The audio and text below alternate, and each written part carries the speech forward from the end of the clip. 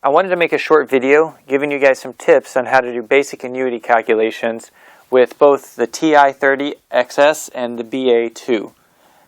Being able to do these sort of calculations without having to write down a lot of work on your paper will definitely save you a lot of time on the FM exam and make you a little bit more confident with your calculations. So I recommend practicing the example here a few times to make sure you get the concepts.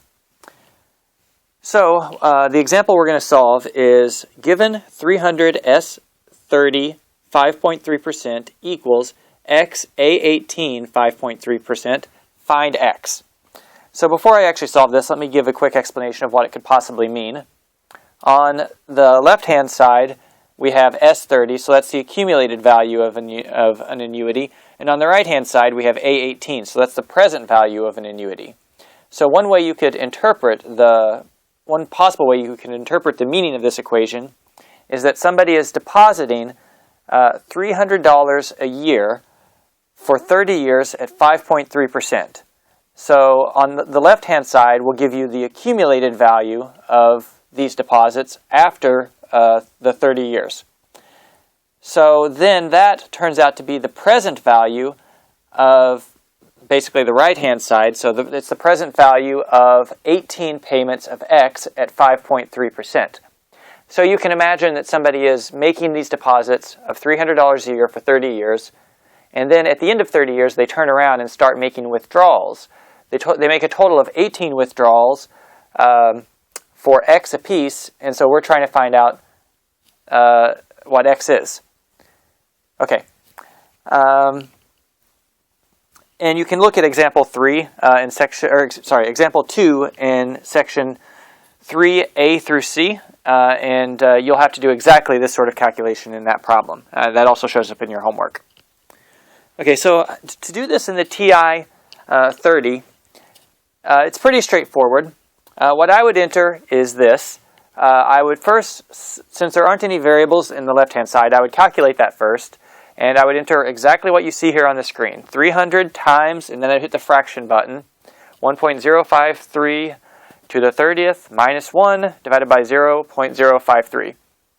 And honestly, you can do this entire problem just in one line if you feel so inclined. But I'm going to go ahead and hit enter at this point.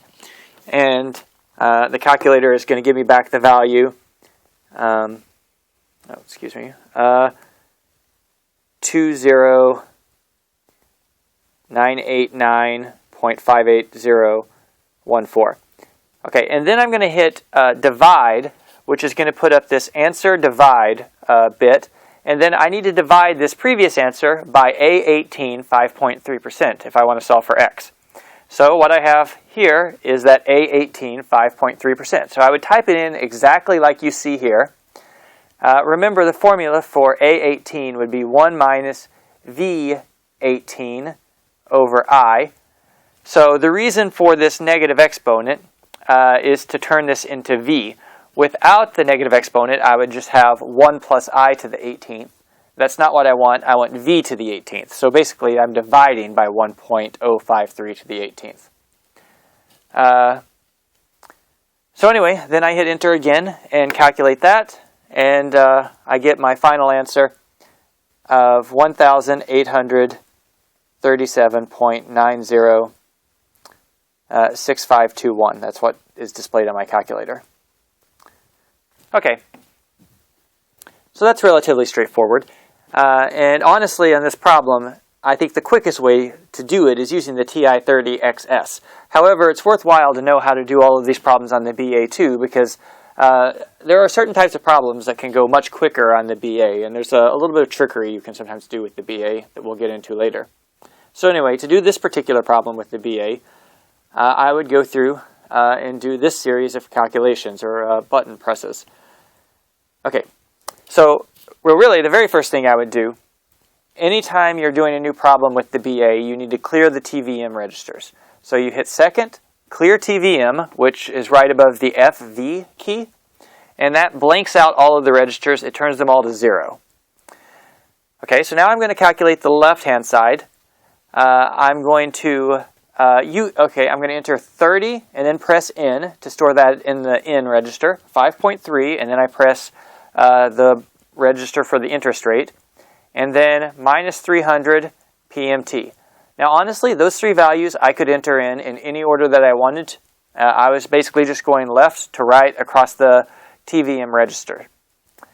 And then I hit compute future value. I'm computing future value because I am calculating S30, which gives me the accumulated or future value. So when I do that, my display should show this number, 20,989.5801. If it does, then you've entered everything in correctly. If it doesn't show that, then something went awry. Okay, so now to do the next bit, here's kind of the tricky step. I now want to calculate I want to calculate x. So in effect, what I want to calculate is, I know my left-hand side is equal the left-hand side of the equation is equal to this quantity, equals x A18 5.3%. Now normally I wouldn't write this down. I would just kind of work through this in my head. But basically now, that number that we just calculated, the left-hand side of that equation, is the present value of some other annuity calculation. So to enter this in, what I do is I just hit, I leave that number sitting on my screen. Then I hit second, clear TVM, so that blanks out the registers, but it leaves that previous calculation still on your screen. So then I just hit present value, and that stores that into the PV register. If you happen to have cleared your screen in the interim, then you'll have to type that number back out. But if you didn't clear the screen, then that's still sitting there. You can just hit PV to drop into the present value. Then I enter in 18 for N and 5.3 for the interest rate. And since this is an A thing, sorry, this is I want to calculate the annuity symbol that shows up here is A. I'm calculating present value. Sorry, I lost my train of thought there for a second. Actually, since that's an A, I know that this quantity is a present value. So that's why I stored it in the PV register. What I actually want to calculate is the payment. So after I've entered in all of these numbers, I just hit compute PMT. And that should show me, if I've done everything correctly, that's going to give me minus 1837.9065. And so remember that the payments all generally will show up as negative.